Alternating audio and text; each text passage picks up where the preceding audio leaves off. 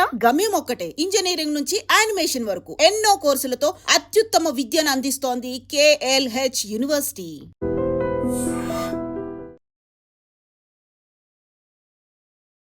నమస్కారం, welcome to I dream. ధర్మ మార్గం విత్ విజిత కార్యక్రమానికి స్వాగతం.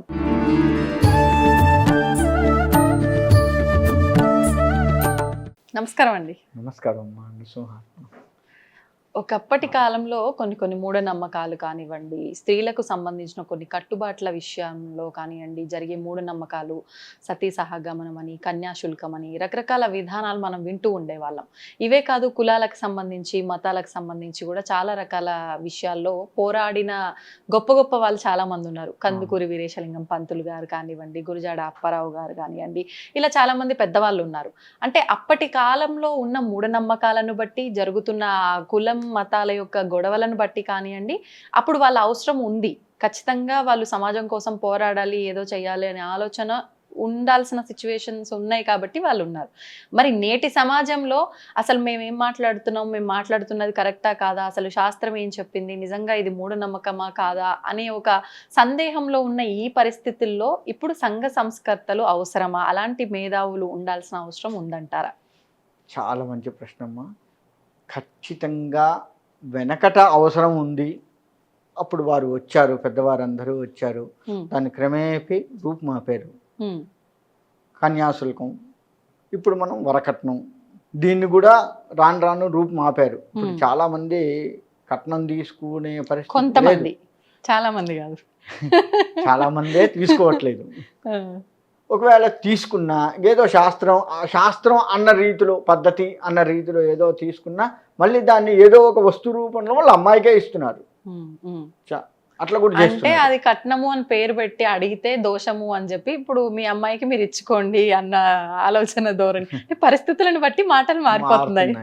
అయితే ఇక్కడ మనకి ఇట్లా అనేక రకాలుగా ఉన్నారు. చదువుకున్నటువంటి వారు కూడాను అన్నీ తెలుసు అనే భావనలో ఉండి, అన్నీ తెలిసి కూడాను తెలియనట్లుగా భావించేటువంటి వాళ్ళు, ప్రవర్తించేటువంటి భావన కూడా కాదు, తెలిసి కూడా దాన్ని కొట్టిపారేస్తూ ప్రవర్తించేటువంటి వాళ్ళు పుస్తకాలలో చాలామంది ఉన్నారు. అటువంటి వారి కోసం సంఘ సంస్కర్తలు అవసరము. ఖచ్చితంగా అప్పుడు లేకపోయినా నడిచేది ఏమో, కానీ ఇప్పుడు సంఘ సంస్కర్తలు లేకపోతే మాత్రం ఎట్టి పరిస్థితుల్లో నడవదు. ఎందుకని? ఆధ్యాత్మికవేత్తలు లేకపోతే నడవదు, సందేహమే లేదు. ఎందుకంటే ఇప్పుడు చాగంటి కోటేశ్వరరావు గారు కావచ్చు, సామవేద షణ్ముఖ శర్మ గారు కావచ్చు, గరికపాటి గారు కావచ్చు, ఇట్లా పెద్దవాళ్ళు ప్రతి వాళ్ళు కూడాను భగవత్ విషయాలు చెబుతూ మనలో ఉత్తేజపరుస్తూ చేస్తూ ఉన్నారు. భగవంతుడు ఉన్నాడు అనేది పరమసత్యం, అందులో ఎటువంటి సందేహం లేదు. కానీ మన చదువు జ్ఞానానికి తోడు కావాలి, కానీ మన చదువు ఎంతసేపు సంపాదన అనే విషయంలో తోడై ఇతరత్ర విషయాలకి తగ్గి చివరికి ఆధ్యాత్మిక వ్యవహారాల్లో ఎన్ని వేస్ట్, మూఢనమ్మకాలు. వెనకట ఎవడు చూశాడు, వేదాలు ఉన్నాయా లేవా, వాళ్ళంతా కావాలని రాశారు, ఇటువంటి అజ్ఞానంలోకి వెళ్ళిపోతున్నారు. మరి కొంతమంది చదువుకున్న వాళ్ళు, కొంతమంది అయితే సైంటిస్టులే లెక్కేసుకుందాం. ఇవాళకి ఏదైనా రాకెట్ పంపించాలి అంటే చిన్న నమూనా వెంకటేశ్వర స్వామి ముందు పెట్టి, స్వామి దీన్ని ఎలాగైనా చేర్చి సాధించు, ఆ యొక్క శక్తి మాకు ఇవ్వు అని చెప్పేసి స్వామివారి పాదాల దగ్గర పెట్టేది. అలా పెడుతున్నారు. మరి స్వామి లేడా, భగవంతుడు లేకపోతే పెడతారా స్వామివారి పాదాల దగ్గర? ఉన్నాడు. అంత పెద్ద సైంటిస్టులే నమ్ముతున్నారు. మనకంటే ఎక్కువ చదువుకున్నటువంటి వారే కదా అంతరిక్షాన్ని పరిశోధన చేసింది. మరి మిడిమిడి చదువులు చదువుకొని ఎంతసేపు ధనానికి ముడిపెట్టుకొని చదివే చదువులు ఉన్నాయి చాలా వరకు. అట్లనే చదువుతున్నాం కూడా మనం కూడా. అటువంటి వాళ్ళందరూ కూడా ఏంటంటే పేరు కోసమో లేకపోతే ఇంకా దేనికోసమో ఈ యొక్క ఆధ్యాత్మిక విషయాల పట్ల వ్యతిరేక భావంతో మాట్లాడటం చేయటం చేస్తున్నారు. అటువంటి వారి కోసంగా సంఘ సంస్కర్తలు కావాలి.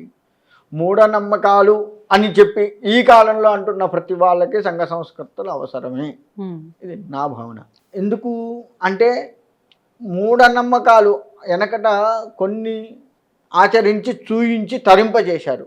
వాటిని ఇవాళ మనం ఆదర్శంగా తీసుకున్నాము. ఇప్పుడు రాముడు ఉన్నాడు, ధర్మంగా ఎట్లా నడవాలో ఏంటో చూపించాడు. ఇవాళ ఒక ఆయన రాముడు అంతా కాదు, ఆయన ఎక్కడి నుంచో వచ్చాడు, ఇలా మాట్లాడుతున్నారు. ఇదంతా మూఢనమ్మకం అన్న టైపులో, ఇదంతా కట్టు కదా అన్న టైపులో మరి అటువంటి వాటి కోసం కావాలి కదా. ఇవాళ సైంటిస్టులు నిరూపించారు కదా, వారధి ఉంది అక్కడ, రామసేతు ఉంది అని నిరూపించారు కదా. ఇంత తెలిసి కూడా మనము తెలియనట్లుగా వ్యవహరిస్తూ చేస్తున్నటువంటి వారి కోసం ఖచ్చితంగా సంఘ సంస్కృతులు అవసరమే, ఇటువంటి వారి కోసం మాత్రమే ముఖ్యంగా.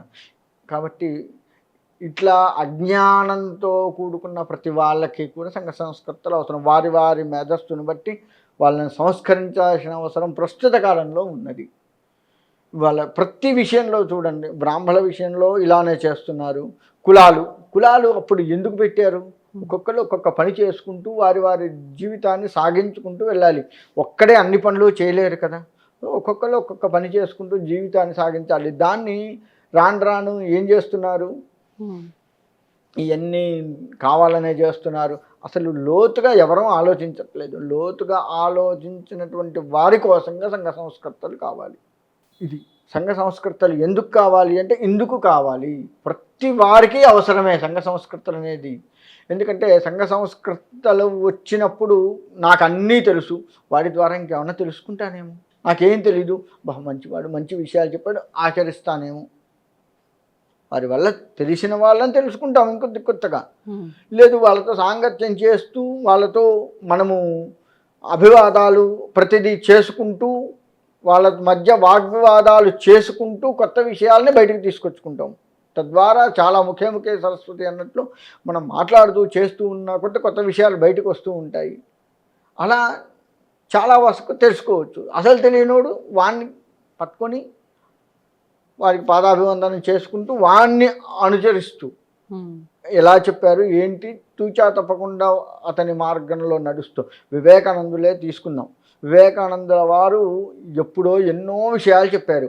ఇంకొక 100 సంవత్సరాల తర్వాత కూడా ఆయన చెప్పినవి మనం పాటించగలిగేంత ఇదిగా ఉన్నాయి. అవునా? ఇంకొక 100 సంవత్సరాల తర్వాత కూడా ఆయన ఆదర్శంగా తీసుకోవచ్చు. మరి అటువంటివి చెప్పినప్పుడు మనం పాటించట్లేదు. మరి చదువుకున్న వాళ్ళమా? మనందరం చదువుకున్న వాళ్ళమే. అవి మనం ఎంతవరకు పాటిస్తున్నాం? మన పిల్లలకి ఎంతవరకు నేర్పుతున్నాం?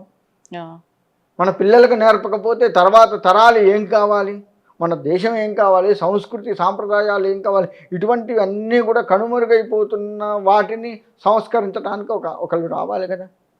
అరే అప్పుడు ఇట్లా పెద్దవాళ్ళు చెప్పారా, దాన్ని మనం ఆచరించాలి, మన పిల్లలకు నేర్పాలి అని చెప్పాలా? మన దగ్గర ఉన్న గొప్పతనం ఏంటంటే మనం చెబితే వినం, బయటోడు ఎవడో చెప్తే వింటారు. మన భారతదేశం యొక్క పెద్ద గొప్పతనం అదే.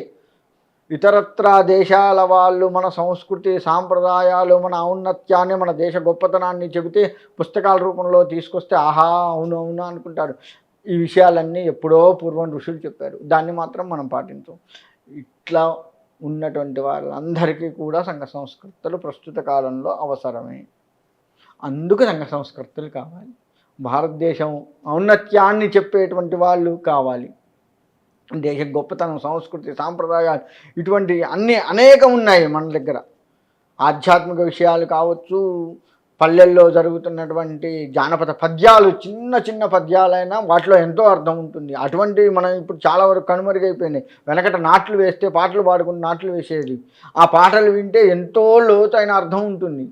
మరి అటువంటివన్నీ వాళ్ళ కనుమరుగైపోయినాయి. మన తర్వాత తరాలకు ఆ పాటలు, మన తర్వాత తరాలు నాట్లు వేయొద్దు అని కోరుకోవడం మంచిదే, గొప్ప వాళ్ళుగా ఎదగాలి మన తర్వాత తరాలు అని కోరుకోవడం ఒక రకంగా మంచిదే అనుకుందాం, నాలా కష్టపడద్దు వాడు అనుకుందాం. కానీ ఈ పాటలన్నా నేర్పి అందులో సారాన్ని చెబుతూ ఆ విధంగా కూడా ఆధ్యాత్మికత పెంచవచ్చు కదా. అది మనం చేయట్లే కదా. అటువంటివి మళ్ళీ రిపీట్ చేస్తూ ఆ వెనకట భావాల్ని కొత్త తరానికి కూడా పరిచయం చేస్తూ మేధాశక్తిని పెంచే విధంగా చేయడం కోసంగా సంఘ సంస్కృతులు అవసరము.